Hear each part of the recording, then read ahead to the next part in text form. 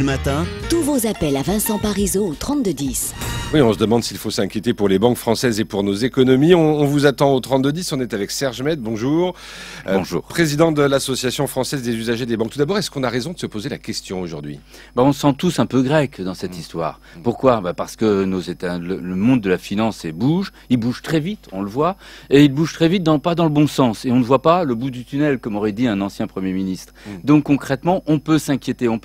Est-ce qu'en France, en tant que Français, on peut s'inquiéter? On peut regarder l'exemple de ces Grecs. Ils ont peur de quoi? Ils ont peur que la monnaie ne doive plus la confiance qu'on lui reconnaît. C'est-à-dire que la monnaie de l'euro, chez eux, en d'autres termes, du jour au lendemain, ils peuvent avoir un euro grec. Et leur euro grec, on peut leur déclarer que maintenant, ça vaut plus que la moitié d'un euro. Un euro classique, celui qu'on a dans notre poche. C'est pour ça qu'ils retirent en masse 1,5 milliard d'euros en 2 jours. Il y a eu aussi des retraits importants en Espagne. Et du coup, on se dit, voilà, est-ce que ça peut avoir un effet contagion? Oui, la contagion, c'est comme les maladies infectieuses. Disons que là, on n'est pas du tout le même périmètre. C'est évident. Il faut quand même pas jeter le bébé, l'eau du bain et tout le reste. Les Grecs, l'Espagne, ce n'est pas la même chose que la France. Mais ne parlons pas que notre ciel soit serein. C'est un vieux principe de dire tout va bien chez nous. Non, ça va pas si bien que ça. Il y a beaucoup de choses qui posent des problèmes. Il y a la contamination d'abord parce qu'il y a des banques françaises qui ont des intérêts en Italie, en Espagne et en Grèce. Et donc là, elles plongent. Il y en a une, notamment le Crédit Agricole, qui en quelques jours a perdu énormément en bourse parce qu'il est exposé à la dette grecque de manière majeure. Et puis il y a aussi concrètement la confiance dans l'économie. La confiance dans l'économie, c'est-à-dire que si demain ou après-demain ça serre ici, comment va-t-on rembourser nos crédits? Et ça, c'est plus qu'encore inquiétant. C'est une réalité qu'on a connue en 2008 aux États-Unis. Confiance dans l'économie et confiance dans les banques, évidemment. Je voudrais qu'on en parle avec Jean-Louis, si vous voulez bien, Serge Med. Bonjour Jean-Louis. Oui, bonjour. Vous êtes dans la banlieue lyonnaise. Oui, tout à fait, oui. Est-ce que vous avez confiance dans les banques? De moins en moins, je vais vous dire pour la simple et bonne raison, c'est que quand on voit ce qui se passe, mais le plus que je voudrais dire, moi je retire. C'est-à-dire que je laisse ce qu'il faut sur mon compte et je retire tous les mois le liquide qui me reste. Pour la simple et bonne raison, c'est parce que les banques maintenant se servent. C'est-à-dire que vous avez des prélèvements, des choses, vous savez même pas tout de suite ce que c'est, et se servent, et ils prennent l'argent sur votre compte. C'est-à-dire que vous laissez sur... Excusez-moi, je vous interromps Jean-Louis. Vous laissez sur votre compte un fonds de roulement, comme on dit, et le reste vous retirez en liquide. Oui. Et qu'est-ce que vous en faites? Je le mets chez moi, je le planque, quoi. Comme mes parents faisaient, ou comme mon grand-père faisait, dans une boîte. Et puis voilà, c'est à ma disposition, j'en fais ce que je veux, je suis sûr qu'on me le prendra pas, à part des voleurs. Mais vous savez maintenant, entre un voleur et une banque, je sais pas s'il y a une grande différence. Et pendant que vous avez Monsieur Metz, simplement je voudrais lui poser une question. Moi je suis une banque mutualiste, Monsieur Metz. Est-ce que vous trouvez normal moi, pour une question de facilité, mes assurances, toutes les banques font des assurances, que si j'ai un décalage de paye ou de virement, que la banque prenne des frais d'opération sur leurs propres produits qu'ils m'ont vendus. Est-ce que vous trouvez, vous, ça normal? Ce qu'on ne trouve pas normal du tout, c'est qu'elles nous donnent l'impression de se goinfrer, de se rattraper plutôt des pertes sur les marchés financiers, leurs investissements. C'est une impression ou c'est une réalité? C'est une réalité. La banque de détail, la banque de guichet, la banque à laquelle Jean-Louis a son compte, où il a son compte, et les clients, c'est elle qui finance finalement les aventures spéculatives de l'autre côté, d'investissement. Nous avons le Crédit Agricole en tête là pour la Grèce, mais d'autres sont aussi impliqués, notamment en Espagne. Donc là, effectivement, En même temps, ce que fait Jean-Louis, c'est pas très citoyen. Parce que si tout le monde fait ça, le système, il s'écroule. Non, pas vraiment, parce que, attendez, banque citoyenne, ça voudrait dire que les banques soient citoyennes. Concrètement, il fait comme les Allemands, qui ont beaucoup d'espèces. Il y a des billets de 500 €, parce qu'on peut être même payé en espèces en Allemagne. Concrètement, client citoyen, il faudrait des banques citoyennes. Je vous rappelle que les banquiers français ont investi dans le top 10 de la dette souveraine européenne, c'est-à-dire des investissements dans les États européens, 215 milliards alors que les Allemands n'avaient que 75 milliards. Ça veut dire que le différentiel entre 75 milliards engagement des Allemands et 215 milliards engagement des banques françaises, ça veut dire que là, il manquait de l'argent dans notre économie. Alors ce ne sont pas des banques citoyennes, pas vraiment, elles nourrissent pas les flux financiers, et voilà le problème. Voilà, en tout cas, Jean-Louis, vous avez compris que Serge Met vous comprend. Moins qu'on puisse dire. Et faites attention aux cambrioleurs quand même. Non, vous savez, il n'y a pas un grand écart. Je vous allô? Oui, très vite, Jean-Louis. Un jour, je tombe sur un directeur de banque, quand vous en avez pas besoin, vous le voyez toujours. Quand vous en avez besoin, vous le voyez pas. Et un jour, j'étais très en colère avec cette histoire d'assurance qui m'avait prêté.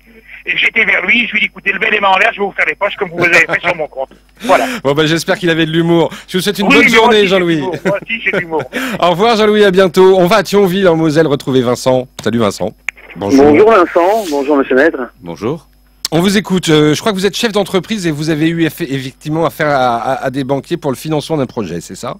Oui, tout à fait. Donc, fin 2009, début 2010, donc je présente un projet à grandeur, on va dire, normale, hein, donc rien d'exceptionnel, point de vue financier. Un projet donc bien ficelé, hein, comme on nous le demande toujours au niveau des banques, hein, apporter un projet ficelé via des grosses compagnies comptables, hein, donc on leur apportait ce qu'ils souhaitaient. Ouais. Et avec mon projet, donc, on a fait le tour des banques, hein, bien sûr, au nombre de 10, hein, puisqu'on peut les compter sur 2 doigts, sur 2 mains. Et bon, le projet était très intéressant pour tout le monde, mais on nous a fait comprendre qu'en période de crise, on ne pouvait pas s'investir dans des projets de ce type. Hein. Bon, un projet, donc vous n'avez pas obtenu votre financement. Aucune des 10 banques n'a accepté de vous financer. Alors, aucune des 10 banques locales a accepté de suivre le projet, hein, malgré qu'il était excellent. La 11e banque, bien sûr, parce qu'il y en a quand même une qui a pris le risque de financer, mais dans quelles conditions? Et là, je pense que monsieur Maître va réagir à ce que je vais dire, à savoir que la 11e banque nous a dit oui, bon, on nous a fait comprendre le fait que les autres n'ont pas suivi. Ah ben nous, on va saisir la chance de vous aider, mais à quelles conditions? À savoir un prêt de 350 000 €, c'est pas énorme pour un projet, puisque le projet faisait à la base 800 000, donc on l'a détendu énormément. Aujourd'hui, on nous a financé un prêt avec des prises de garantie énormes, 10 cautions solidaires et personnelles. On nous a vendu des assurances à chaque tête. Pourquoi? Des assurances vie qui nous rapportent rien. On nous a bloqué notre apport numéraire, c'est-à-dire l'apport qui devait nous servir pour les travaux. On nous l'a bloqué. Donc vous estimez qu'aujourd'hui les banques ne font plus leur travail?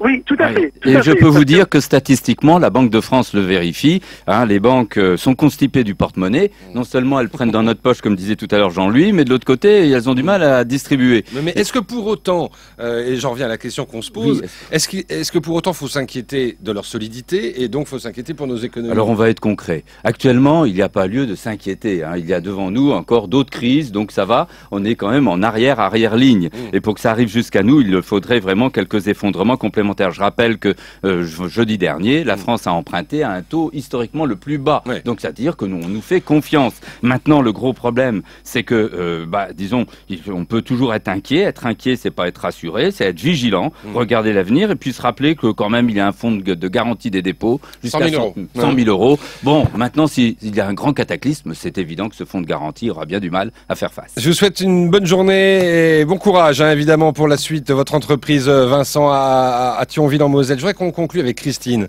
qui est dans le Val-de-Marne. Bonjour Christine. Bonjour. Alors racontez-nous ce que vous a demandé votre banquier. Alors voilà, moi j'ai jamais été contactée par ma banque ni pour un oui ni pour un non, puisqu'on a toujours été bien correct en finance. Et bizarrement, samedi matin, mon banquier m'a téléphoné, mon conseiller financier m'a téléphoné, et sous couvert de gentillesse, bien sûr, les enfants ça va, bien sûr. Comment va la petite famille? Eh bien, il a tenté de me faire placer le quelque peu d'économie que j'ai en part sociale. Et oui, parce que pourquoi? Bien parce que les banques françaises ont besoin de liquidités. Elles sont en train actuellement de rembourser des obligations, des coffre-bonds, des obligations un peu plus compliquées. Donc il faut qu'elles trouvent de l'argent. Et elles sont en train de ramasser dans la poche des uns des autres en vous sollicitant. Parce que c'est pas la charité, mais bientôt ça ressemblera à ça, hein, ce qu'ils nous tendront la main. Il faut rappeler que la moitié de la France gagne moins de 1 500 €. On serait bien en peine de les aider. Mais concrètement, il y a, vous voyez, des signes de fragilité. Les parts sociales, ça rapporte généralement. C'est pas un mauvais produit, je dois le dire. Hein, il rapporte un peu plus, mais il ne s'agit pas de succomber au chant d'une sirène si on n'en a pas tout à fait les moyens. C'est quoi exactement les parts sociales? Les parts sociales, c'est une part du capital d'un établissement mutualiste, pour parler simple. Donc c'est un établissement mutualiste. Ça vous a fait tiquer ça, Christine, quand il vous a proposé ça? Oui, parce que j'ai même senti qu'il y avait plus qu'une incitation. Crainte à propos de la tonalité de la demande, mais j'ai été très étonnée d'une part, et ensuite j'ai senti comme une déception de la part de De votre employé, là. De mon banquier, enfin conseiller financier. Banquier, oui. Ouais. Quand vous lui avez dit non. J'ai senti que ma réponse, ça lui avait pas satisfait. Parce que Serge Mette nous disait aujourd'hui, les banques françaises ont aussi besoin d'argent et elles cherchent des liquidités. Pour faire face à leurs obligations. Vous voyez, c'est l'un des signes de fragilité, puisque vous disiez, peut-on faire confiance? Oui, on peut encore ne pas être trop rassuré, mais faire confiance. Mais attention, vigilance, et c'est l'un des signes dont vous illustrez justement l'existence d'une difficulté. Merci beaucoup Christine, merci à vous tous d'avoir fait le 3210, merci à vous Serge Mette, président de l'AFUB, d'être venu nous voir. J'en profite d'ailleurs pour dire que vous publiez chez Librio comment ne pas payer ses dettes à son banquier, mais avec la loi. Avec la loi, c'est précisé, bien évidemment. Et je le rappelle, le prix aux 3 € chez vos libraires. Ça, c'est pas cher, c'est pas un gros investissement et ça peut rapporter. Merci beaucoup, à très bientôt.